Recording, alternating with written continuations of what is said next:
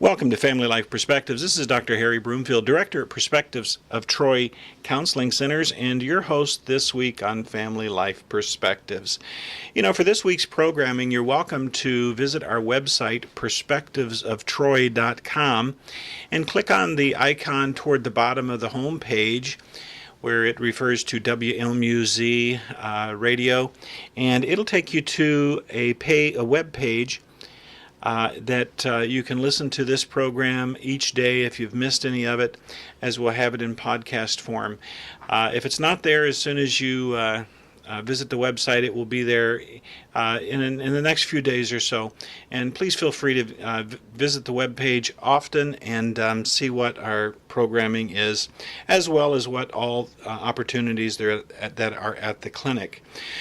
We've been fortunate this week to have Dr. William Guy, PhD, MD, staff psychiatrist at Perspectives of Troy, in studio this week. And for the last couple of days, he has had a patient guest with him, and they have been talking about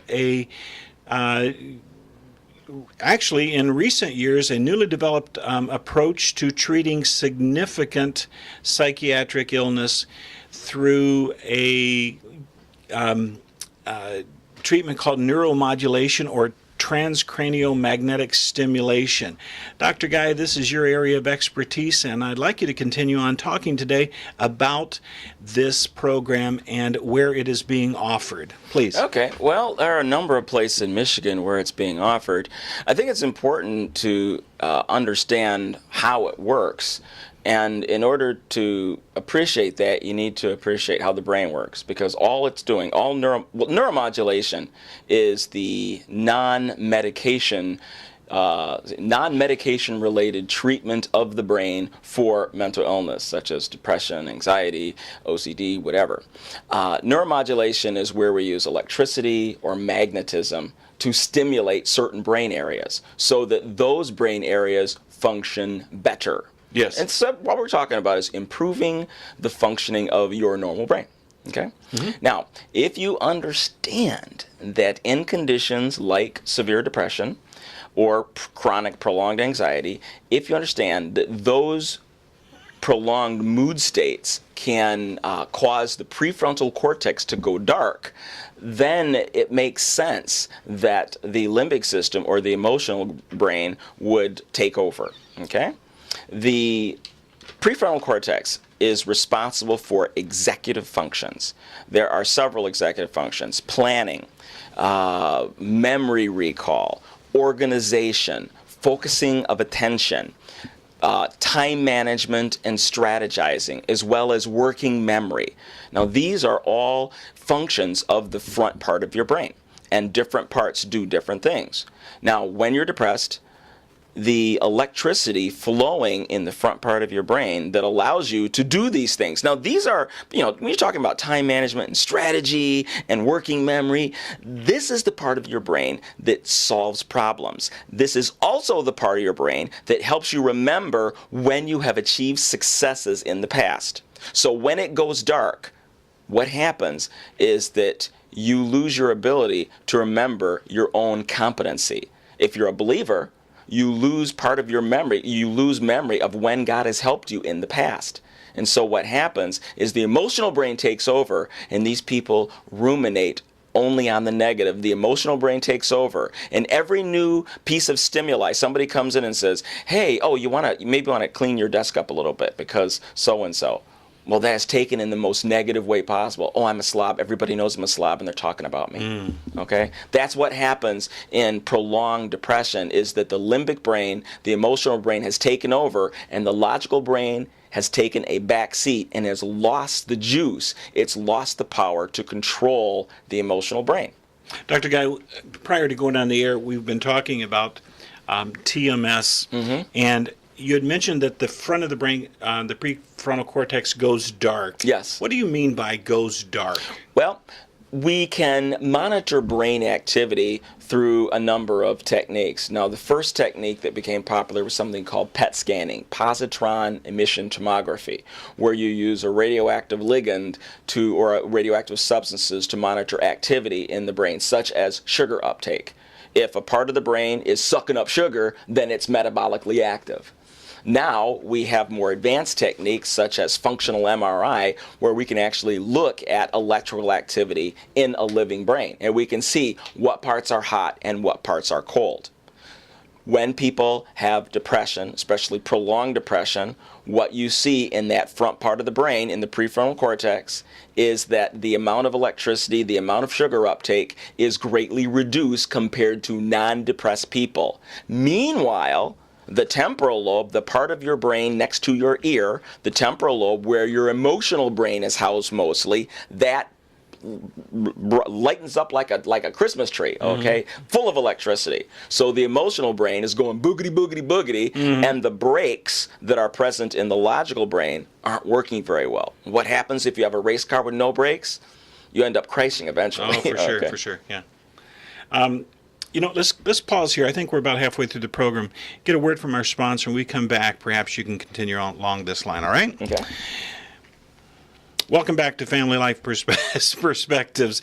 Dr. William Guy and Dr. Broomfield talking and having an enjoyable time talking about a treatment for psychiatric illnesses with a new treatment that's being available. And I'm going to give some information about it later in the program of how to make a contact with regard to the TMS available psychiatric treatment. Dr. Guy, could you talk further about what exactly can this instrument treat, and what would it be like on a first visit and thereafter if it was going to be treatment available? Okay. Well, specifically, the type of patient that would be a candidate for transcranial magnetic stimulation is somebody who has been on at least one or two traditional antidepressants, and they haven't done well. Either they continued to have side effects, sexual side effects, upset stomach, tiredness, lethargy, weight gain, okay? They had side effects and had to discontinue, or the medicine just doesn't work, even though you've increased the dose to therapeutic dose, and still mood is blah. Now, by that, what I mean is this. When I ask people, describe your mood on a scale of 1 to 10, with 10 being the best you ever felt, and 1 being the most miserable and depressed you've ever been, where are you at for the last couple weeks? If they're telling me anything less than 7 out of 10, I'm thinking, we could do better. If it's 5 out of 10 or less, then for certain I'm going to want to change their medicine. I'm going to want to do something. Either they need to get enrolled in therapy if they're not there, or we need to change their medicine or add a medicine depending on what their residual symptoms are. Now, if we've tried that, if we've gone through several rounds of drugs and nothing has worked, this is a candidate for TMS. Now, there are 2 things that I would say I would not be willing to treat. If they have an active substance problem, if somebody is smoking a couple blunts a day of marijuana, if they're doing cocaine, heroin, cannabis user, yes. Yeah, that's not going to work. Okay, benzodiazepines, Ativan, Xanax, Klonopin. If you're taking more than 1 milligram a day, or those agents are depressogenic. They actually, by reducing electricity in the frontal cortex, they might help with anxiety short term, but long term, they make depression very difficult. Yes. And TMS does not work as well in that population until they get their dose down or off of those. And so we need the candidate is someone with depression who's failed, who's not using illicit substances, and who's not on benzodiazepines. Yes. Now, given that particular candidate, what they do is they come in, and the first day that I have quite a bit of work to do. We need to establish what power. We're using a magnet that is a little bit stronger than a refrigerator magnet. Okay, to give you an idea, the magnets that we use in TMS are 1.5 Tesla. That's the same magnetic power used in an MRI machine. Okay. Here, let me help put a little picture on this for folks. This is a psychiatric treatment tool that basically resembles somewhat of a dental chair. It looks just like a dental chair, yes. And then there's it's called a coil. A coil. Please take it from there. Yeah, the coil is placed on the front, not your forehead, but on your scalp near the front, over an area of the brain called the dorsolateral prefrontal cortex. Now, on day one, it takes us about an hour because we have to establish we have to map where your dorsolateral prefrontal cortex is, and we have techniques for doing that. So we map where that part of your brain is. We calculate how high we have to turn the machine up to get the magnetic pulse to generate electricity in your brain. People have different thickness skulls, okay, and so there's going to be some differences, and so it has to be modified for each patient. And then once we get all that settled, then I record those values, so my assistant Donna will then administer treatments from that point on once I get that established. Okay. So every medical doctor, every physician, psychiatrist that uses this equipment, yourself included, yes, you've actually sat in the chair and had this treatment so you could experience what was the symptom. Yeah, I don't know if all psychiatrists have been brave enough to get in the chair and see, but I wanted to know what. Yeah, I do that. I mean, I will actually undergo some of these therapies myself, so I want to know what they feel like. Yes. So I did sit in the chair, and I would say it felt kind of like a woodpecker hitting my head, because the machine goes off like it goes off for 4 seconds, then 26 seconds off, and then another 4 seconds.